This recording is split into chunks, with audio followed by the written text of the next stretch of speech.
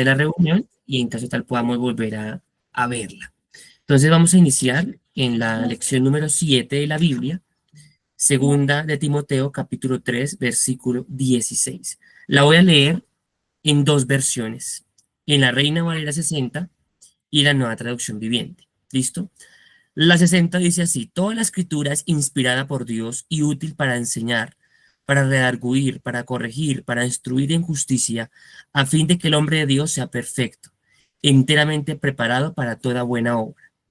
Así dice en la 60. Ahora miremos en la Nueva Traducción Viviente. Toda la escritura es inspirada por Dios y es útil para enseñarnos lo que es verdad y para hacernos ver lo que está mal en nuestra vida. Nos corrige cuando estamos equivocados y nos enseña a hacer lo correcto.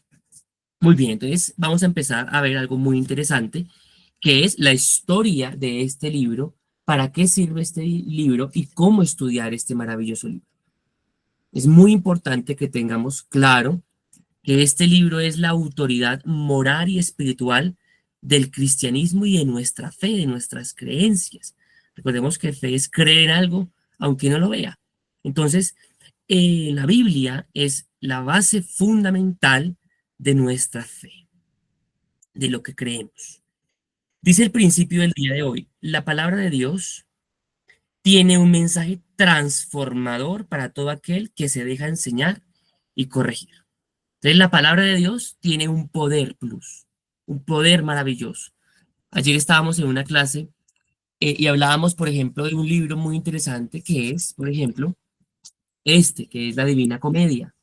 Y la Divina Comedia habla de una información de las creencias de la iglesia tradicional respecto al cielo, el infierno y el purgatorio. Y es la vida de Dante, que es un hombre que está en búsqueda de, de su felicidad y tiene este viaje maravilloso y ahí se encuentra que tiene la posibilidad de ver a un ser amado que es ella.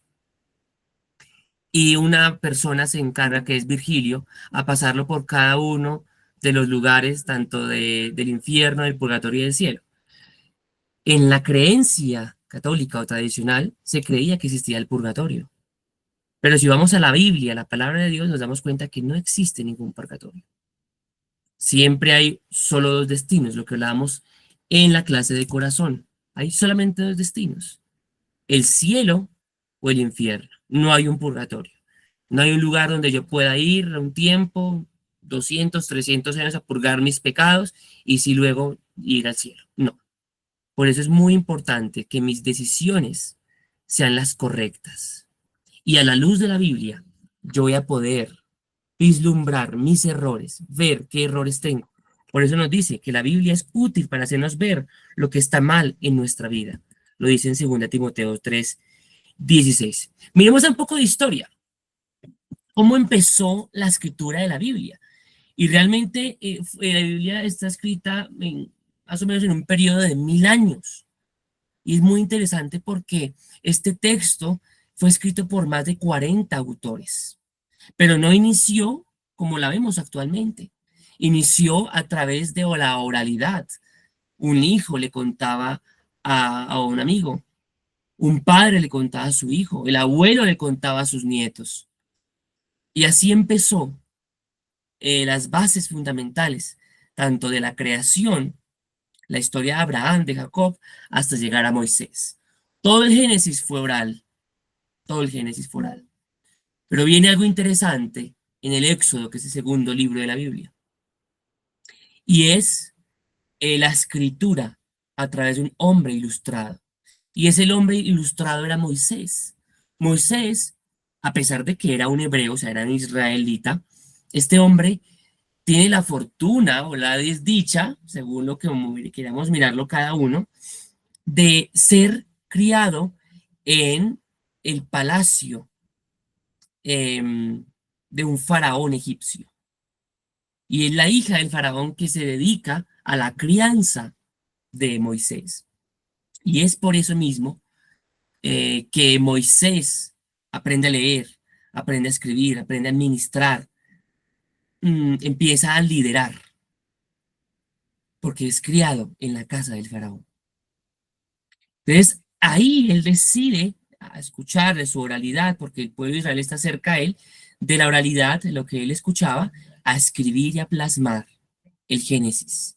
Y viene todo el Pentateuco, los 5 primeros libros de la Biblia, ahí a empezar a hacer un compendio de escrituras a través de papiros. Y Moisés es el primer escritor de la Biblia. Pero después de él vienen 39 más. Entonces, él más o menos escribió la Biblia entre 1200 y 1300 antes de Cristo. Y desde ese momento a hoy se ha mantenido. No se ha mantenido limpia, pero se ha mantenido lo más pura posible. Ahora, ¿quién la recopiló? Porque la Biblia no estaba escrita en libros así como la tenemos actualmente. No estaba escrita así, estaba escrita en papiros, en rollos de papel, que fueron, por supuesto, escritos y copias y muchas copias que se fueron formando a través de los años y que fueron resguardadas en cuevas, en palacios, en casas de personas escribas, que es un escriba, es aquella persona que escribe literalmente, que transcribe un manuscrito a un papiro. Y la recopila más o menos en el siglo III antes de Cristo. En el siglo III antes de Cristo, unos escribas judíos deciden recopilar en un solo libro la información de todo lo que hay de historia en el Antiguo Testamento. Entonces, 52 libros de historia del Antiguo Testamento fueron transcritos a un solo libro, que a este se le llamó la Septuaginta. Y esta se escribe en Babilonia, la Septuaginta. Así se llama, tengámoslo presente, Septuaginta. Tenía 52 libros. Y la Septuaginta fue llamada así simplemente porque fue escrita por 70 personas. 70 escribas hicieron parte de este proceso de la escritura. Ahora, ¿qué es interesante? La iglesia tradicional en el concilio de Nicea en el siglo III decide hacer una limpieza, entre comillas, de la Biblia, de la Septuaginta, y disminuyen los libros. Ya no va en 52, quedan 42, disminuyen 10 libros. Y a esos libros se le denominan apócrifos, libros apócrifos. ¿Y qué significa apócrifos? Oculto, literalmente significa oculto, escondido. ¿Y por qué razón la iglesia tradicional, la iglesia católica en el concilio de Nicea decide hacer esa desclasificación de los libros que estaban escritos ya en la Septuaginta? Simplemente fue porque decían ellos que no había una confirmación histórica de los acontecimientos y había unas posibles incoherencias.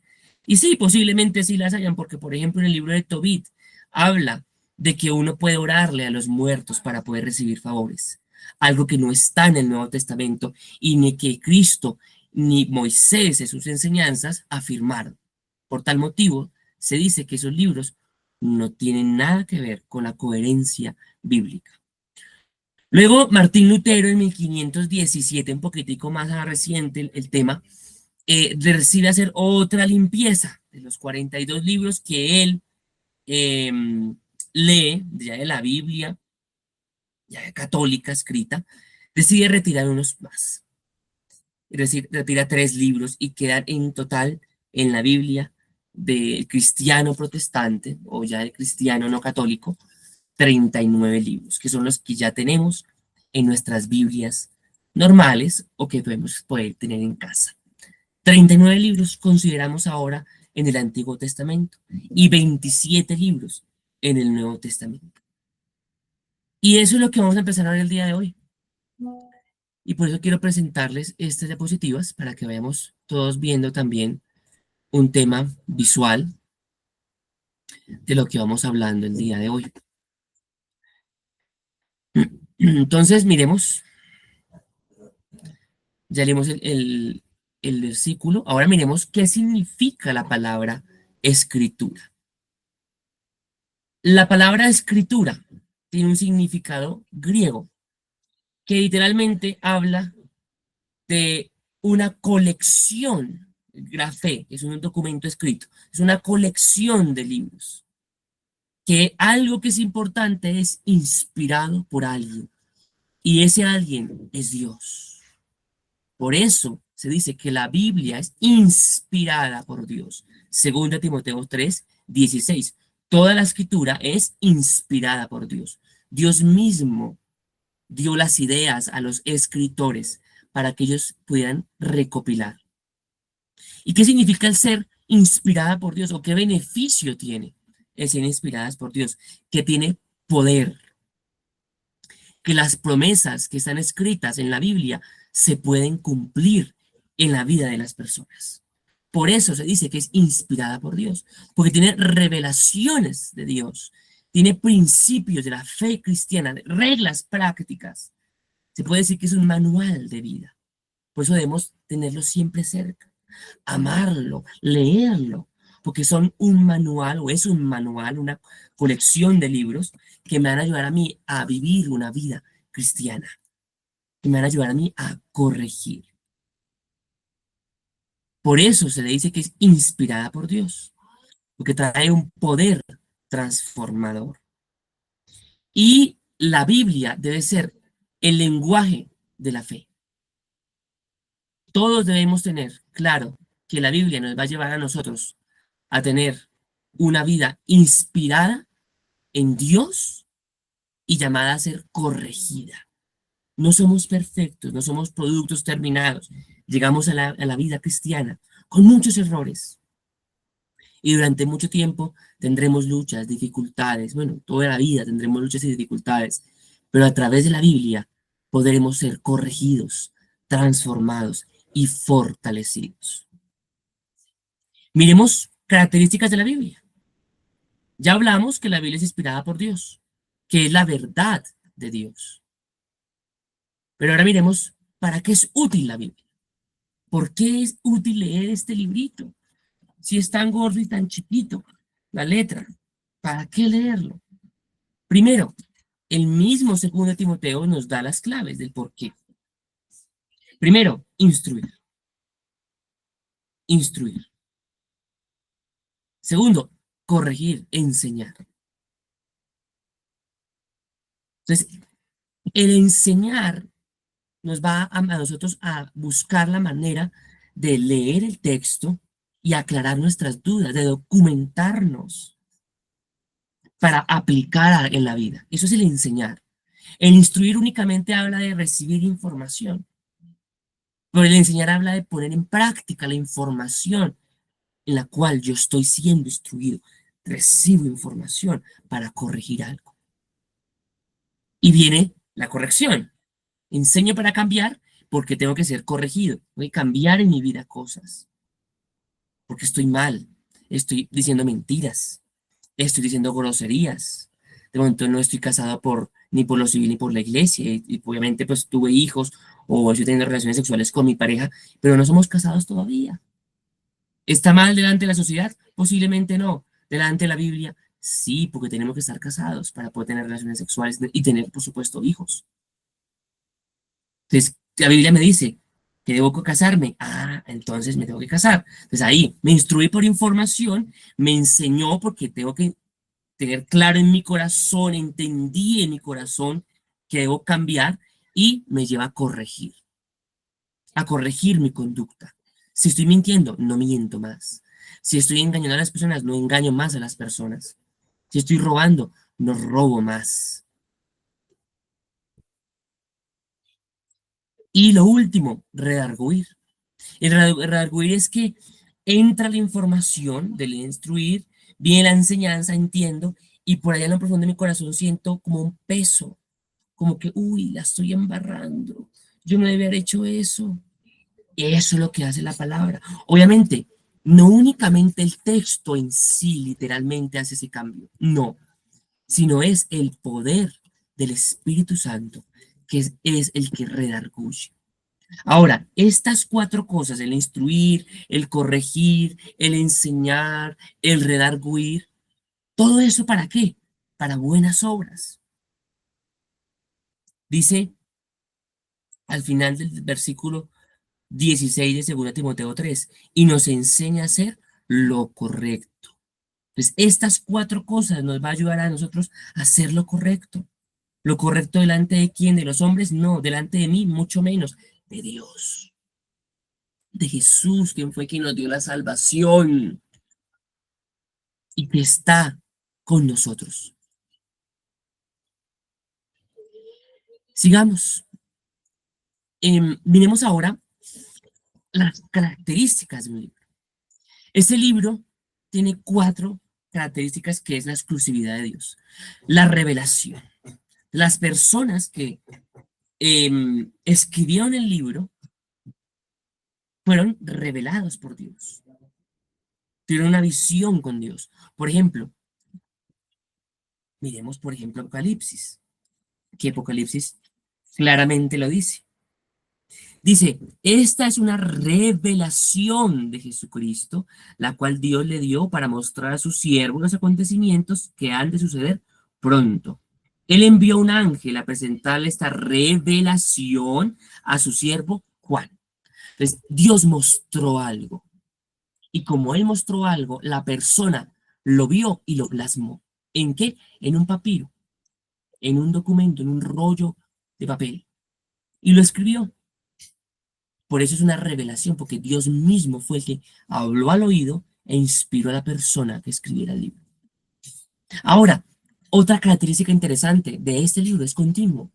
No hay una disparidad o una diferencia entre un libro y el otro. Tienen que ver. Lo que escribió Moisés es lo mismo que escribió Cristo. Y lo que habló Cristo, lo que escribió Pablo, tiene que ver la información. Por eso hay una continuidad. No hay incongruencias, no es incongruente la información, no es incoherente la información. Tiene coherencia. Por eso un texto o este texto bíblico es verídico. Iluminación tiene el poder del Espíritu Santo. Y cuando yo leo este documento y oro a Dios maravilloso, Él me da a mí la iluminación, la claridad, para yo poder entender qué dice este texto bíblico y cómo yo puedo aplicarlo a mi vida. Ahora viene el tema de la interpretación. La interpretación también tiene que ver con la iluminación, porque yo cuando le pido ayuda al Espíritu Santo, va a venir una claridad a mi vida para entender este texto y saber cómo aplicarlo a mi vida. Y esto es interesante, por ejemplo, Hebreos 4:12. ¿Alguien me puede, por favor, ayudar a leerlo? El que está en pantalla.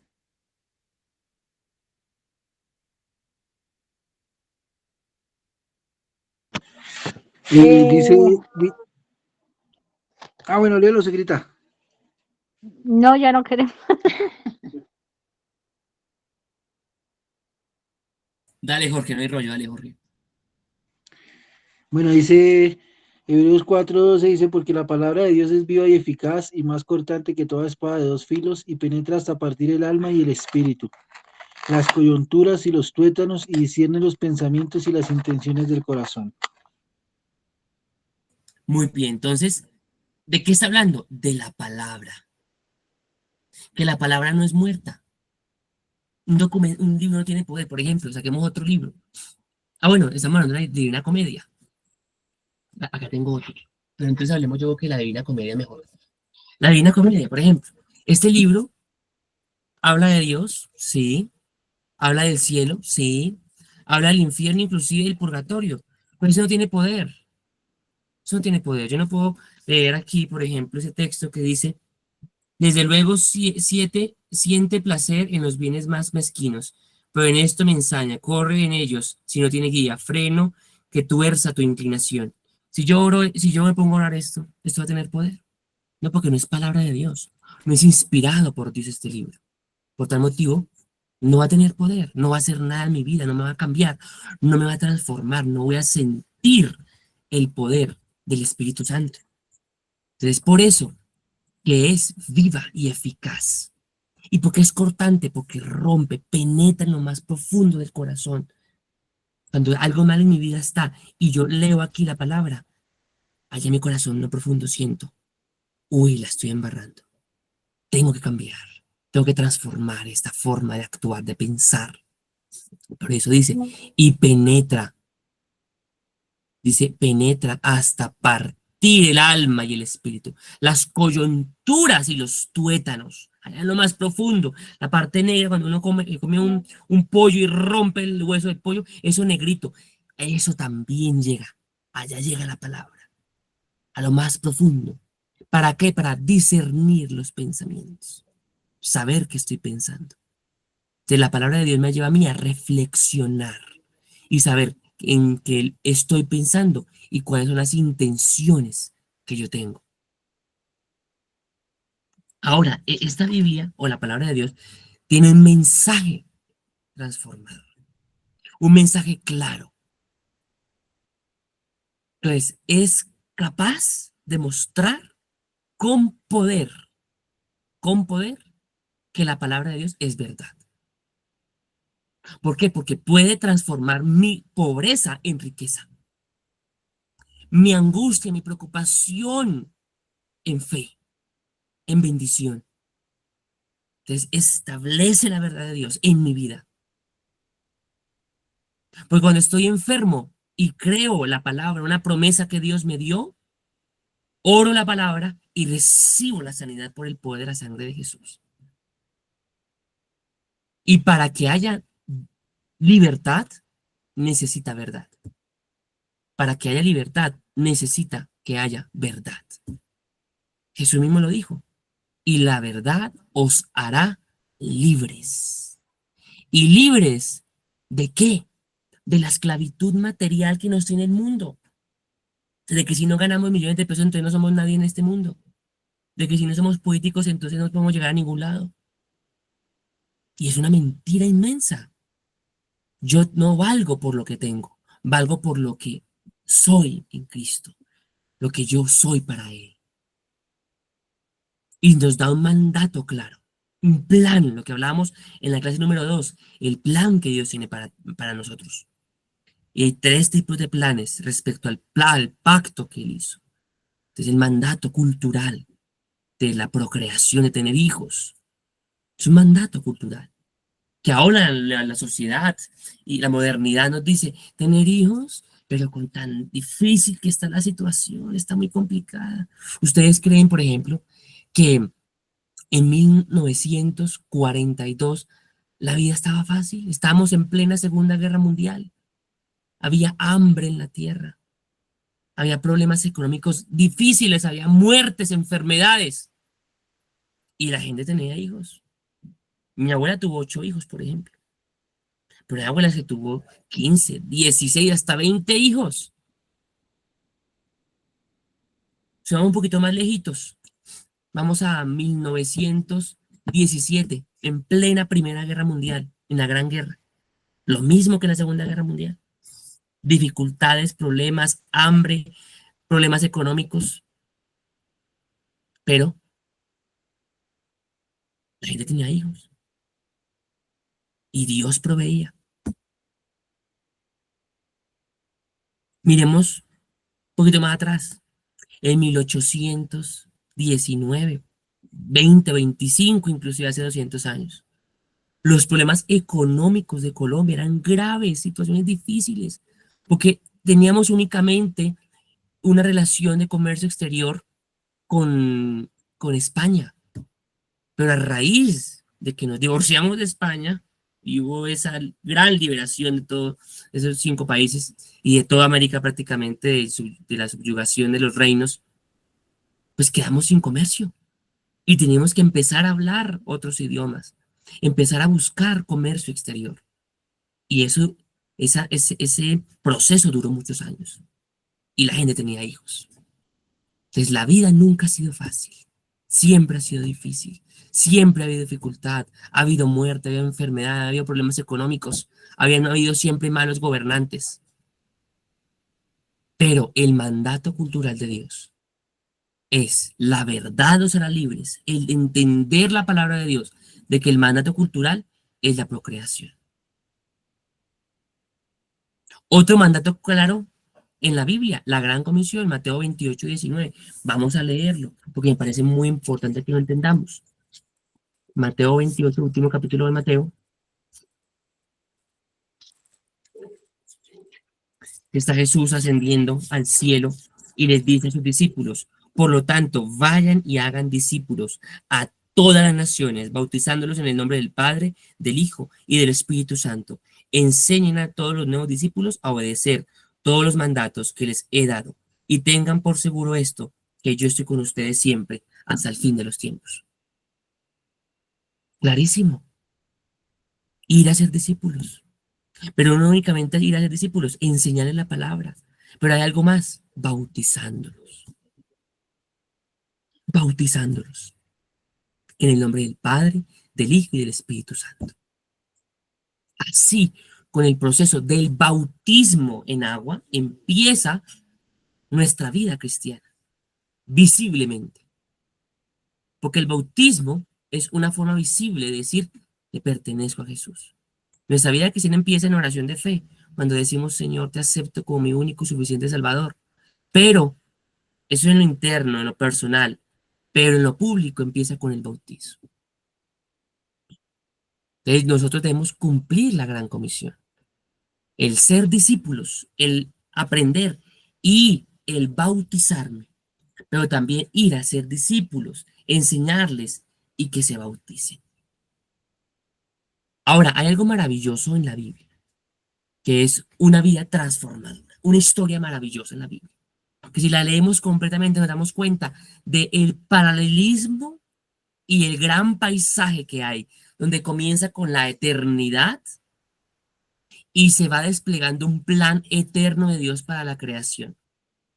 Y cómo a raíz de ese plan empieza una nación que es llamada a ser santa, llamada a ser guardada y protegida para Dios. Que busque siempre amar a Dios, que busque siempre buscar a Dios. Pero viene también la lección suprema, esa lección que nos dice: cada uno decide qué hacer, si hacer lo bueno o hacer lo malo. Tú decides. Tú decides si te agradas a ti mismo, agradas al diablo o te agradas a ti, a Dios, a Dios. Te agradas a Dios. Esa es la lección suprema. ¿Agrado a Dios o agrado al enemigo?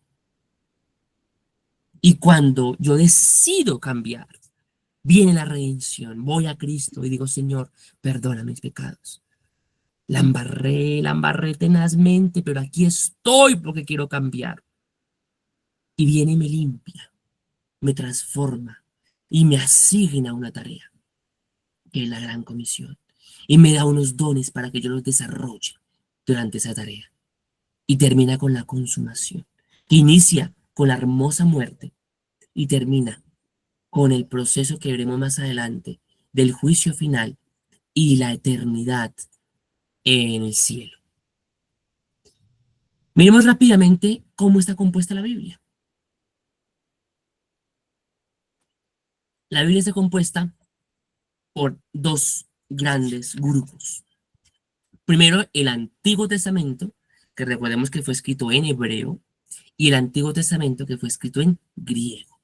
El Nuevo Testamento escrito en griego y el nuevo en griego y el antiguo en hebreo. Recordemos que el antiguo era lo que estábamos hablando ahorita de la Septuaginta, ¿cierto? Y ese antiguo testamento, que actualmente son 39 libros, guardémonos siempre en nuestro corazón ese número, 39, está dividido en 4. Los Pentateucos, el Pentateuco, perdón, los libros históricos, los poéticos y los proféticos. ¿Listo? Tengámoslo claro, y ahorita vamos a mirar un poquito más discriminada. El Nuevo Testamento también está dividido para que haya facilidad en la lectura y en la organización. La Biblia no estaba anteriormente organizada por versículos, solo organizó el concilio inicial en el 350. Antes eran rollos, papiros. Entonces, para que se facilitara la lectura de los textos, se decidió involucrar los capítulos y los libros. Y en este caso, también la distribución de grupos en los mismos libros. Los evangelios, los 4 evangelios. Hechos es la vida de la iglesia primitiva. Las epístolas, que no únicamente fueron escritas por Pablo, sino también por el apóstol Santiago, por Juan, el discípulo amado, y por Pedro y Judas, no Iscariote, sino el otro Judas. Y el Apocalipsis, finalizando, el último libro de la Biblia, que es la consumación de todo, donde nos habla cómo es el final de los tiempos y cómo terminará.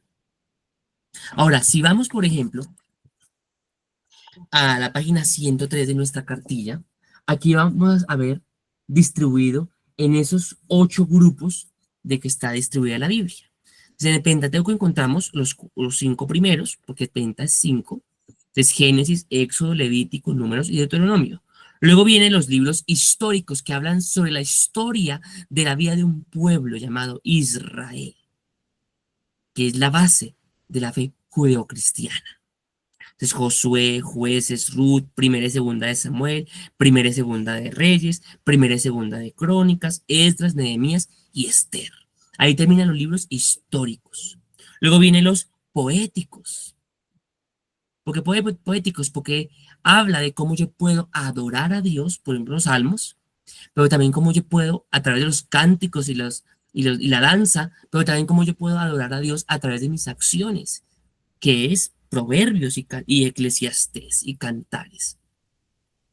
Proverbios y Eclesiastés nos dan tips de la vida diaria, cosas que nos pasan en el día a día y cómo yo puedo abordarlas. Salmos lo escribió en su mayoría David, Proverbios lo escribió Salomón, su hijo, junto también con Eclesiastés y Cantares. Cantares es más para la vida de una relación de una pareja en el matrimonio y cómo deben tener su vida sexual. Ahí lo especifica. Y ahí lo muestra de manera figurada. Luego vienen los profetas, tanto mayores como menores. Y si les dice mayores y menores no es porque valgan menos los menores, no, no es que valgan menos, simplemente es porque la cantidad de lo que escribieron ellos, o cada uno de los profetas menores, es menos cantidad de hojas o de información a lo que escribieron los profetas mayores, que escribieron más, 50, 60 capítulos, en cambio nosotros apenas 4 o 5 capítulos. Es por eso que se los catalogan como mayores y menores, no es porque valgan menos. Entonces, como proféticos mayores, Isaías, Jeremías, Lamentaciones, Ezequiel y Daniel. Y luego los menores, que son más en cantidad. Oseas, Joel, Amos, Abdías, Jonás, Miqueas, Nahum, Habacuc, Sofonías, Ageo, Zacarías y Malaquías. Y ahí termina el Antiguo Testamento, 39 libros. Luego vienen los 27 del Nuevo Testamento. De los Evangelios, Mateo, Marcos, Lucas y Juan, fáciles. Luego vienen los Hechos, que es Hechos de los Apóstoles, aún más fácil. Luego las epístolas, que son mucho más largas, no únicamente escritas por Pablo, sino también por los otros apóstoles que yo les estaba comentando. Está Romanos, 1 Corintios y 2 Corintios, Gálatas, Efesios, Filipenses, Colosenses, 1 y 2 de Tesalonicenses, 1 y 2 de Timoteo, Tito, Filemón, Hebreos, Santiago, 1 y 2 de Pedro, 1, 2, 3 de Juan y Judas, no Iscariote, sino el otro Judas. Y luego termina con la revelación, que es Apocalipsis. Apocalipsis. Y ahí termina la distribución de la Biblia, ya clasificada. Entonces recordemos, en el Antiguo Testamento hay 39 libros y en el Nuevo Testamento 27. 39 más 27, 66. 66 libros recopilados en este maravilloso libro que nos guía, que nos enseña, que nos redarguye, nos cambia, nos transforma, nos da fe y nos ayuda a crecer. ¿Listo? ¿Alguien tiene alguna pregunta, alguna duda, algún aporte hasta el momento?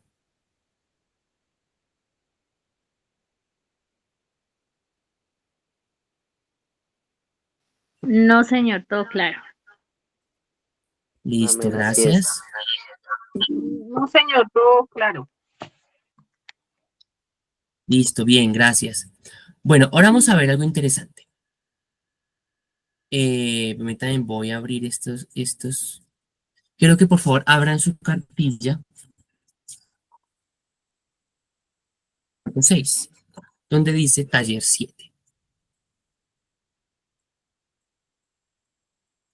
Taller 7.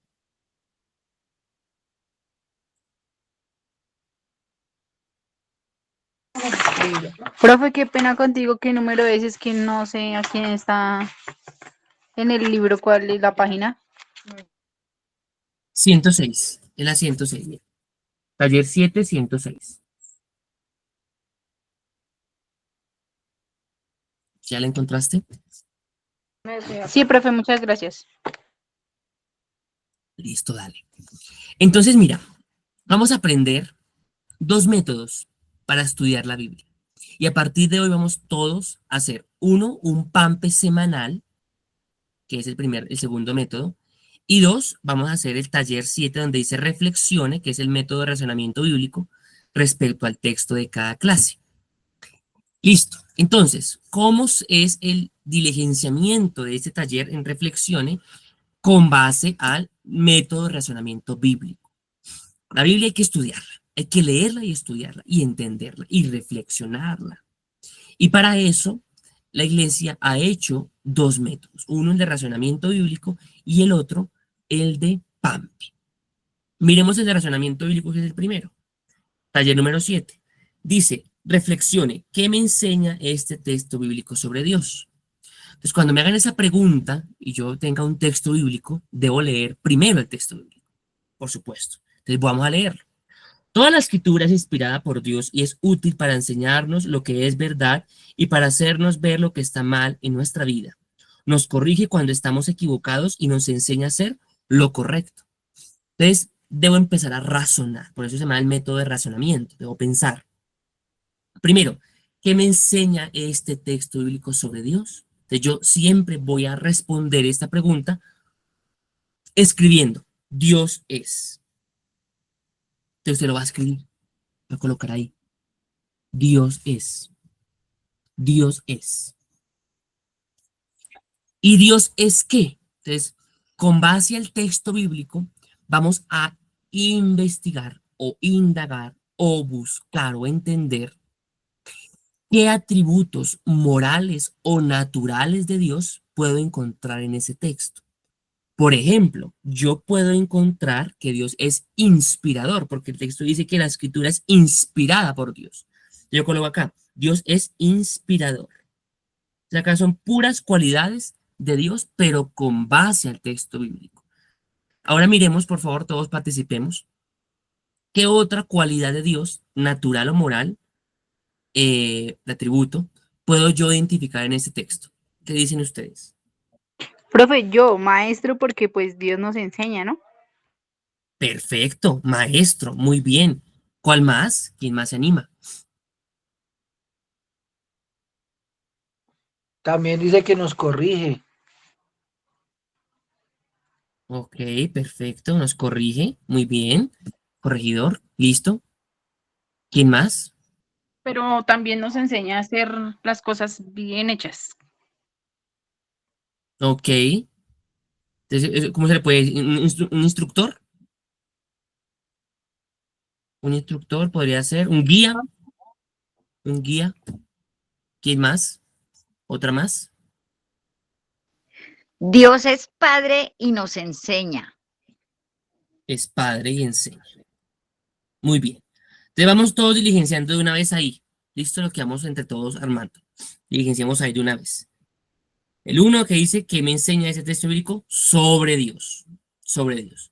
Entonces siempre colocamos dioses. Entonces cada vez que yo vaya a calificar su taller número independiente de la clase y yo lea donde dice reflexione, en la primera pregunta debe iniciar siempre Dios es. Siempre. Dios es.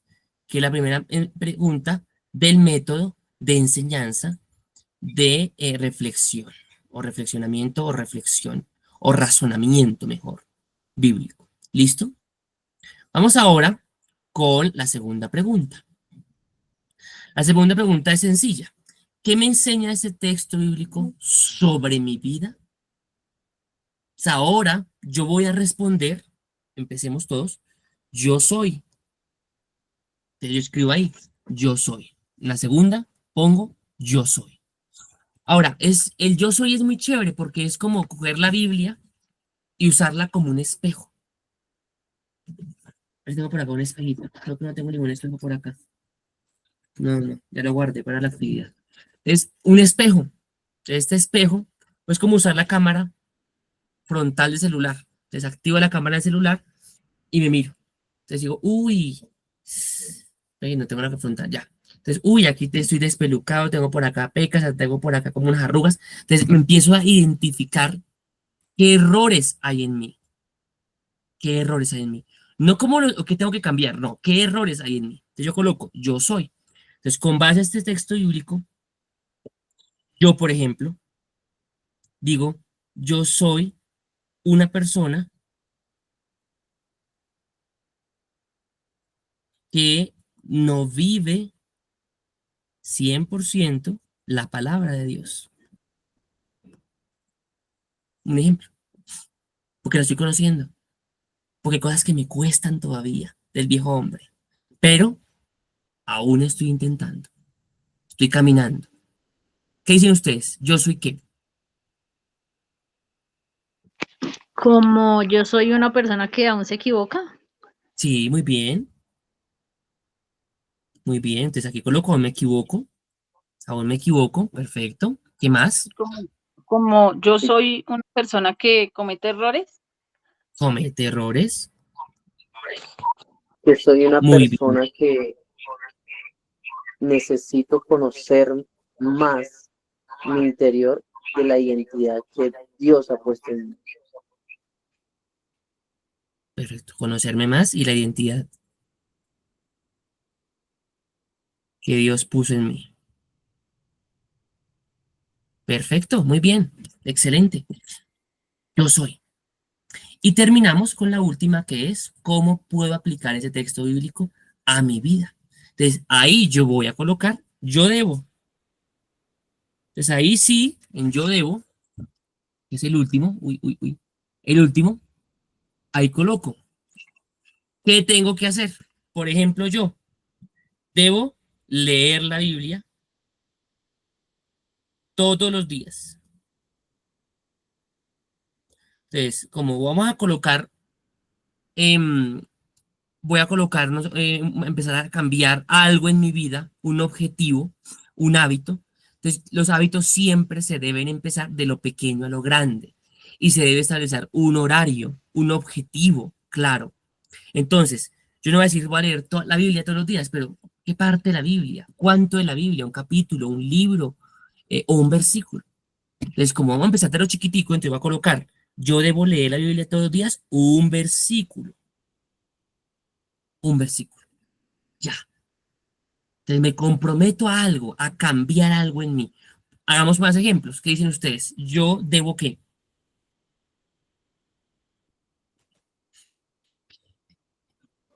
Ser más fiel con Dios. Perfecto. Perfecto. Muy bien. Ser fiel con Dios. Como Yo yo debo debo, ver lo que está mal en mi vida. ¿Ver lo que, perdón? No te Lo que escuché. está mal en mi vida. Ok. Identificar. Yo debo identificar lo que está mal en mi vida. Listo. Y Jorge creo que iba a hablar. yo pensaría que podría ser yo debo eh, menguar mi ser almático para que la palabra de Dios pueda actuar en mi vida. Perfecto. Para que la palabra actúe. Listo. Todos estamos acá escribiendo, ¿no? Todos estamos escribiendo y apoyándonos para responder. Muy bien. Entonces, ese es el método de razonamiento bíblico. Entonces, de una vez yo les voy a hacer envío al grupo esa imagen para que toda la tengamos guardadita. Ahí está. Ya la envié. Ahora vamos a mirar el segundo método. Entonces ya vamos a proyectar, presentar otra cosa, ventana. Perfecto. Listo, muy bien. Entonces, este otro se llama PAMPE. Es un acrónimo. Literalmente es un acrónimo. PAMPE es un acrónimo. Significa la P de pecados, actitudes, mandamientos, promesas y ejemplos. PAMPE. Empezamos entonces con el primero. El primero son pecados. Entonces vamos a diligenciar este PAMPE, por supuesto que sí. Y lo vamos a encontrar en la página 108. 108, la página 108 dice, escuche lo que Dios le dice sobre el PAMPE. Y ahí hay como unas rayitas y vamos a escribir.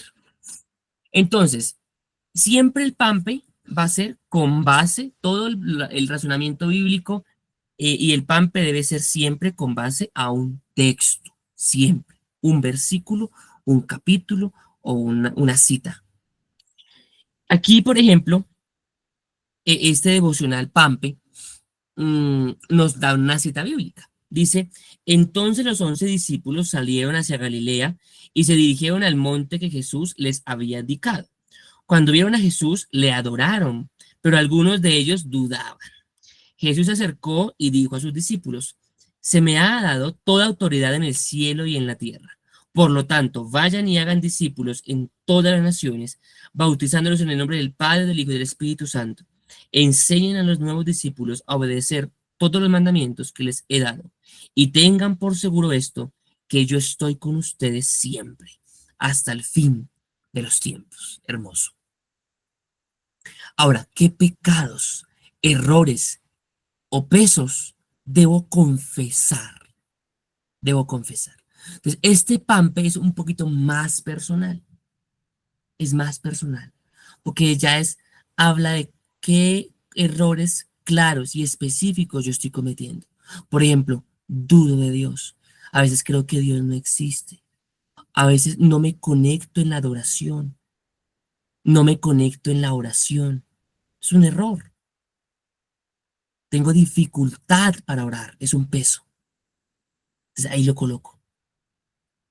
No estoy enseñando la palabra de Dios. No estoy predicando la palabra de Dios. No estoy aprendiendo la palabra de Dios. Es un error. Ese es el primero. No vamos a diligenciarlo. Todos porque eso es personal. Actitudes. Lo mismo. Ahora, actitudes que debo adoptar. ¿Listo? ¿Qué aprendí de ese texto y qué debo hacer? ¿Qué debo cambiar?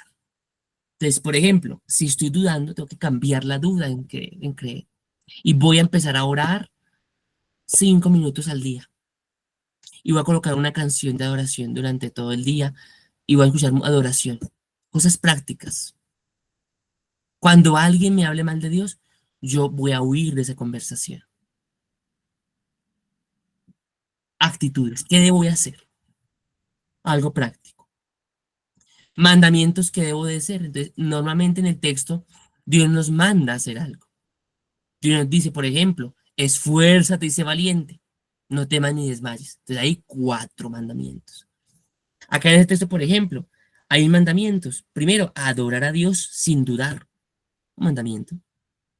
El otro, ir a ser discípulos a todas las naciones.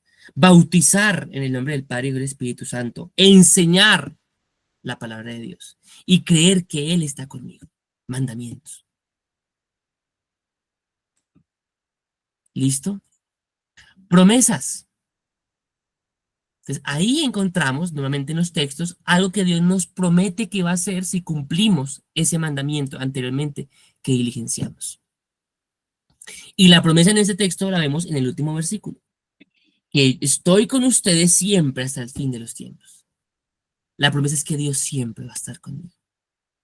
Haga lo que yo haga, piense lo que yo piense, sienta lo que yo sienta, Dios va a estar conmigo.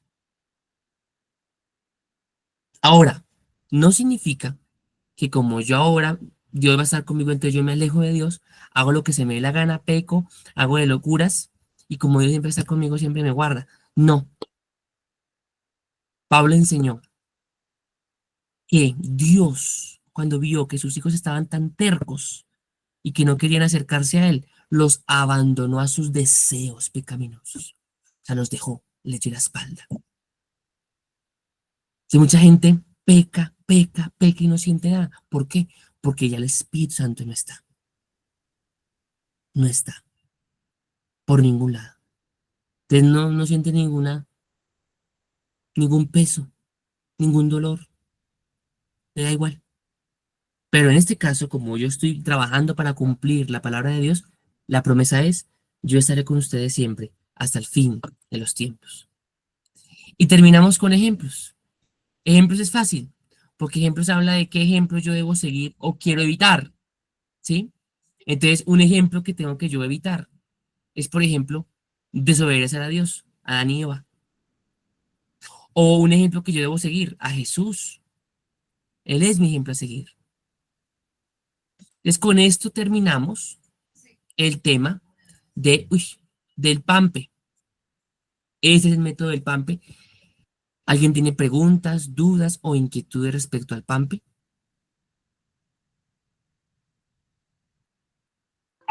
No, señor.